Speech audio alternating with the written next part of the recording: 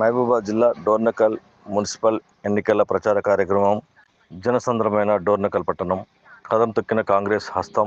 Municipal ఎన్నికల చివరి రోజు ప్రచారం కావడంతో కాంగ్రెస్ పార్టీ భారీ ర్యాలీ అనంతరం ఎమ్మెల్యే రామచంద్ర నాయక్ మాట్లాడుతూ ఏ ఒక్క హామీ నెరవేర్చకుండానే మసిపూసి మాయకాయలు చేసి 10 సంవత్సరాలు ప్రకటనలకే పరిమితమై మా ఆడబిడ్డలకు ఎలాంటి పెన్షన్లు ఇవ్వకుండా, రేషన్ కార్డులు ఇవ్వకుండా, డబుల్ బెడ్రూమ్ ఇల్లు ఇవ్వకుండా, అదేవిధంగా సబ్సిడీలు ఇవ్వకుండా, ఓవర్సీస్ స్కాలర్షిప్ ఇవ్వకుండా, ఫీజు రియంబర్స్మెంట్ చేయకుండానే, ఏ పని చేయకుండానే 10 లక్షల కోట్ల అప్పు తీసుకుపోయిన గత ప్రభుత్వం.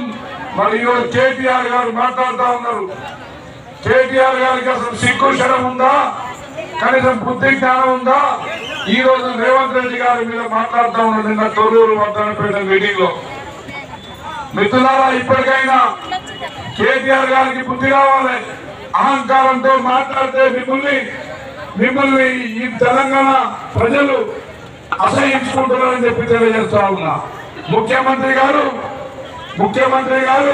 కేవలం 2 సంవత్సరాల్లో ఈ పేద పడుకునే వర్గాలకు సంక్షేమ పథకాలు, అభివృద్ధి కార్యక్రమాలు